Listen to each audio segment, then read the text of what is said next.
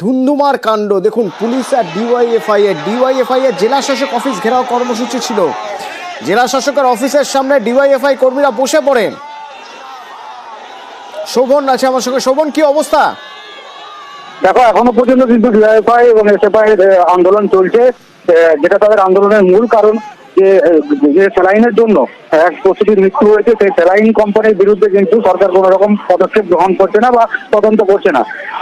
তারই প্রতিবাদে এবং সেই দাবি তুলে তারা কিন্তু আজকে পশ্চিম মেদিনীপুর জেলা শাসক দপ্তরে ঘেরাও কর্মসূচি পালন করে এবং যথারীতি নির্ধারিত সময় তারা জেলা শাসক অফিসের বাইরে এসে পৌঁছালে সেখানে পুলিশ ব্যারিকেড করে আগে থেকে দাঁড়িয়েছিল এবং সেই সময় যারা ব্যারিকেড ভাঙার চেষ্টা করলে পুলিশের সঙ্গে তাদের দফায় দফায় খণ্ডযুদ্ধ হয় এবং তারপরে কিন্তু ডিওয়াইএফআই, এসএফআই এবং মহিলা সংগঠনের যারা ছিলেন তারা কিন্তু জেলা শাসকের অফিসের সামনেই বসে পড়েন এবং দীর্ঘক্ষণ ধরে তারা ঘেরাও করে রাখেন জেলা শাসক অফিসে, স্লোগান চালাতে থাকেন।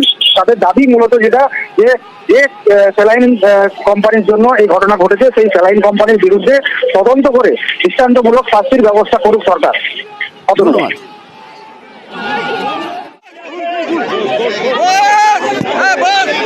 সমর্থকরা পুলিশের সাথে ধস্তাধস্তি করলে পুলিশ পারতো?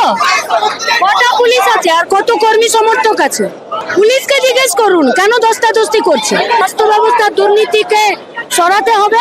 আর কে জাল স্যালাইনের অর্ডার দিল আর কারা সাপ্লাই করলো, কাদেরকে জামাইয়ের মতো করে এরা রেখেছে সেটা জানাতে হবে।